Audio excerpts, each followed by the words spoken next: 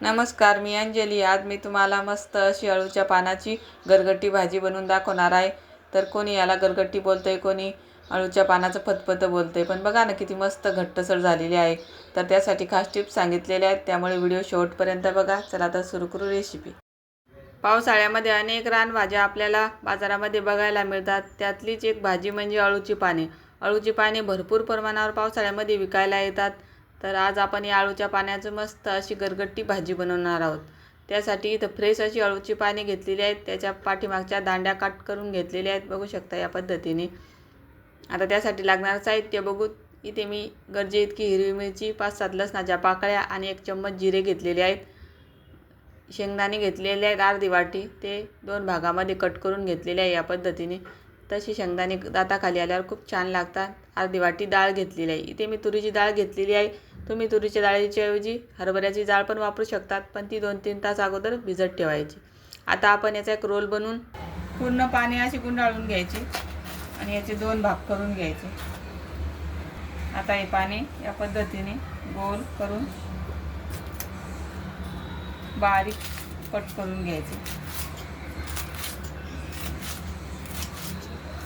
तरी ते पूर्ण पानं कट करून झालेले आहे, बघू शकता. आता एका प्लेटमध्ये काढून घेऊ. आता या दंड्या पण आपल्याला बारीक कट करून घ्यायच्या आहे. तर त्याच्या अगोदर याच्यावरचं पूर्ण सालं या पद्धतीने काढून घ्यायची. तरी ते पूर्ण देठाचे वरची साल काढलेली आहे. आता आपण हे देठ बारीक कट करून घेऊ. या पद्धतीने एकदम बारीक असे देठ कापून काढायचे. तरी ते पातेल्यामध्ये 1 ग्लास पाणी आधण ठेवलेलं आहे. त्याला छान उकळी आलेली आहे. आता आपण ही कट केलेली अळूची पाने याच्यामध्ये शिजायला घालू. बारीक कट केलेली त्याची देठ पण घालू. सोबतच घालून कट केलेले शेंगदाणे, स्वच्छ धुवून घेतलेली तुरीची डाळ. आता हे चमच्याने मिक्स करून घेऊ. आता लगेचच हिरवी मिरची, लसण आणि जिरे मिक्सरला बारीक फिरून घेऊ. सोबतच याच्यामध्ये चवीपुरतं मीठ घालू. आता हे वाटण आपण मिक्सरला बारीक करून घेऊ. तरी ते या पद्धतीने आपलं वाटण तयार झालेलं आहे. आता तयार झालेलं वाटण या भाजीमध्ये घालायचं.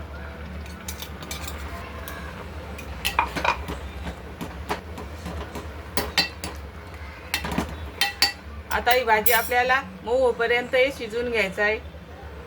आता गॅसची फ्लेम थोडीशी मीडियम लो करायची आणि याच्यावर असं झाकण ठेवून त्याच्यामध्ये पाणी घालायचं. 10 मिनटं ही भाजी छान शिजवून घ्यायची. 5-6 मिनटं झालेली आहेत. आपण चेक करूत भाजी छान शिजली का. तर एकदम मस्त गाळ झालेली आहे भाजी. डाळ पण एकदम मस्त शिजलेली आहे. आता गॅस बंद करू आणि थोडीशी गार करून घेऊ भाजी. 10 मिनटं झालेली आहेत आणि आपली भाजी मस्त कोमट झालेली आहे. आता आपण ही भाजी हटवून घेऊ. तर इथे मी 2 चम्मच बेसन पीठ घातलेलं आहे. बेसन पीठ घातल्यामुळे भाजीला मस्त दाटसरपणा येतो आणि रईने ती या पद्धतीने हटवून घ्यायची.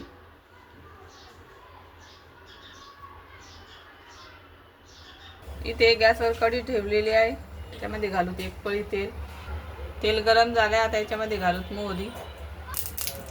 तरी ते मोहरी छान तडतडलेली आहे. आता याच्यामध्ये घालू 1 चम्मच जिरे. लसण घालू फोडणीला थोडासा. लसण तेलामध्ये छान परतून घेऊ. 10-12 कढीपत्त्याची पाने.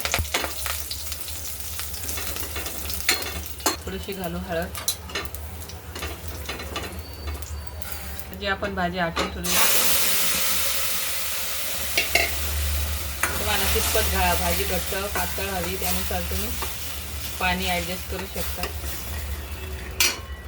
भाजी दाटसर वाटते इथे थोडंसं पाणी घालते.